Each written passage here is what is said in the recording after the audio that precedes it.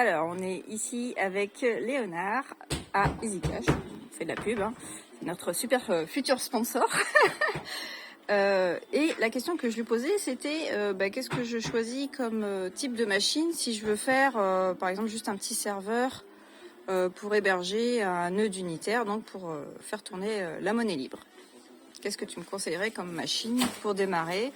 Et après, en fonction, peut-être si je veux faire un peu plus de choses avec ce futur serveur et mettre des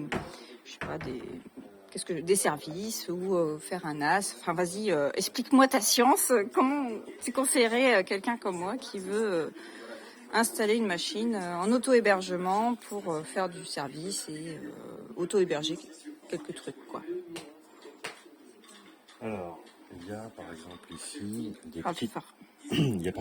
petites machines Dell Optiplex, petit format, petite puissance, mais qui suffisent largement à faire tourner quelques services en Docker.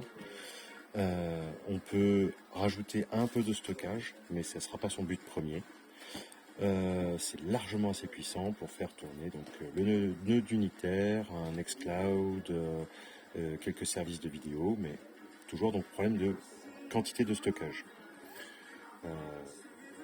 Pour si on voulait profiter du nœud d'unitaire et de stockage pour faire un NAS complet, on pourrait partir, selon le stockage qu'on veut, sur des tours intermédiaires ou de plus grande taille où on peut mettre beaucoup de disques durs, y compris des disques redondants. On voit sur toutes les machines que je regarde, donc c'est par exemple un i3, donc pas très puissant, mais de 10e génération, très récent, et à un prix tout à fait intéressant avec simplement 8 Go de RAM, mais qui suffisent pour nos services, peu importe ce qu'ils soient, et on peut les mettre en plus à jour avec plus de RAM. La grosse machine, c'est pareil, on a possibilité de remettre un peu plus de RAM, et donc là c'est stockage, on a bien un 10e génération i5, et les toutes premières machines que je trouvais, donc c'était un 7e génération de i3, mais qui reste quand même assez récent pour faire le nœud d'unitaire sans transpirer. Alors, quelle différence entre les différents types de génération là? C'est quoi i3, i5, i7 et puis 10e génération? Alors i3, i5 Comment on et choisit? i7, c'est exactement les mêmes processeurs. Cependant, à la fabrication en usine, il y en a qui vont être mieux réalisés que d'autres. Donc le i7, c'est la meilleure qualité, le i5, c'est intermédiaire, et le i3, c'est celui qui a le plus de secteurs défectueux à la fabrication.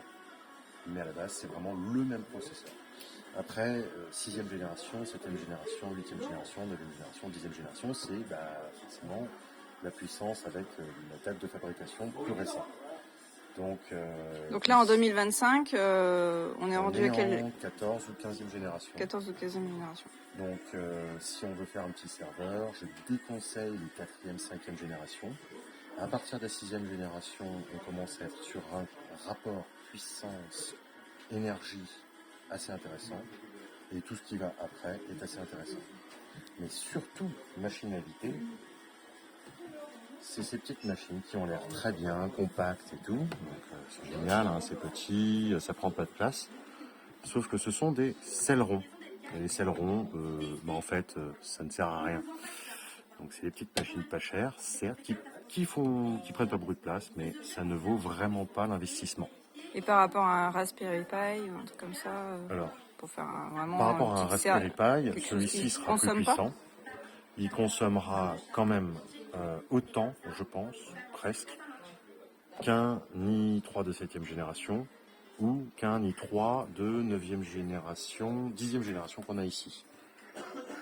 Donc, pour 189 au lieu de 129, on a une machine qui peut durer beaucoup plus longtemps, qui peut aller beaucoup plus puissant, beaucoup plus de services. Et qu'on peut upgrader aussi. Et qu'on peut améliorer. Améliorer, ok. Voilà. Et il existe des grandes machines avec, pareil, le i3 10e génération, donc pas ici, mais ça se trouve, pour avoir donc la partie stockage, l'espace de stockage en disque dur.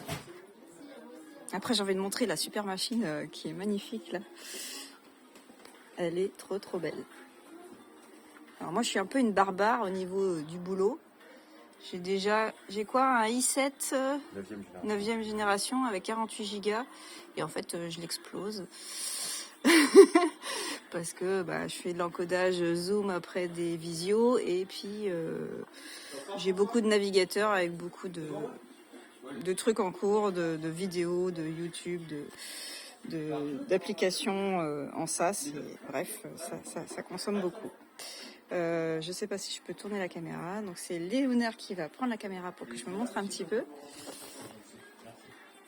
Donc la machine de mes rêves. Si vous voulez m'aider à contribuer à m'acheter cette belle machine. Voilà, je suis Annabelle Desbois, la fée de la technique, et j'accompagne Léonard, mon compagnon, à nous expliquer toutes les choses qui m'explique. Ce serait bien que tout le monde le sache. Pour ceux qui sont intéressés par ça, et notamment pour contribuer aussi à développer la monnaie libre en ayant plus de forgerons, parce que cet après-midi justement on va faire une install party et aider des gens à monter des machines et à installer des services pour faire tourner cette magnifique monnaie qui est la monnaie libre, la June. Donc merci, c'était Annabelle Desbois, la technique avec Léonard. Tu peux cliquer sur stop.